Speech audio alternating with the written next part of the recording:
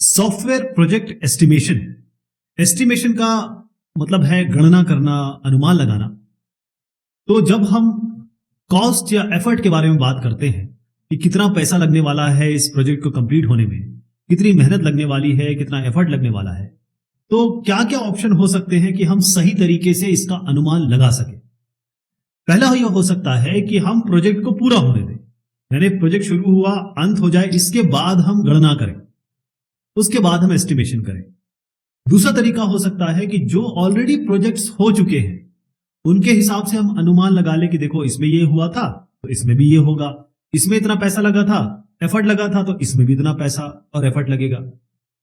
एक और तरीका हो सकता है कि हम डिकम्पोजिशन या अपघटन की अलग अलग तकनीक का इस्तेमाल करें।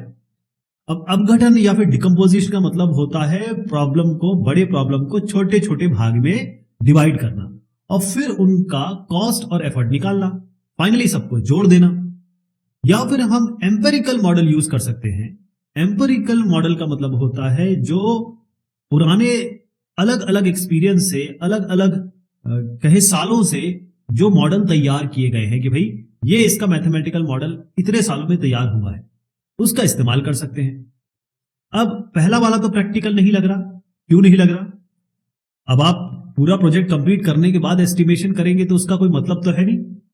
दूसरा ऑपरेशन या दूसरा आप ये कहें कि तरीका, ये उतना कारगर इसलिए नहीं हो पाता है कि इस तरीके के कई प्रोजेक्ट है जो आपको ऐसे नंबर देंगे जो इस पर्टिकुलर प्रोजेक्ट जो अभी आप कर रहे हैं उसको अच्छी तरीके से इंडिकेट ना कर पाए।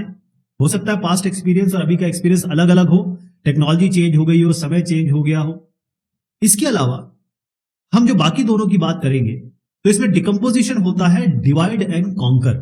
डिवाइड एंड कॉन्कर का मतलब है अगर आपके पास पूरा का पूरा इस तरीके से सॉफ्टवेयर या कहीं एस्टिमेशन आपको करना है और आपके पास पूरा प्रोजेक्ट सामने है तो इसको डिवाइड कर दीजिए कि इसके लिए इतना एफर्ट लगेगा, इसके लिए इतना एफर्ट लगेगा, इसके लिए इतना एफर्ट लगेगा, कॉस्ट इतना, कॉस्ट इतना, कॉस्ट इतना, फाइनली जोड़ देंगे इसको। तो इससे क्या होता है कि हम पूरे प्रोजेक्ट को अलग अलग मेजर फंक्शन जो है कि ये मेजर काम है, ये बड़ी बड़ी सॉफ्टवेयर इंजीनियरिंग एक्टिविटीज हम इसमें करेंगे और फिर उसका स्टेप वाइज एक एक करके जोड़ लेके फाइनली जोड़ देंगे।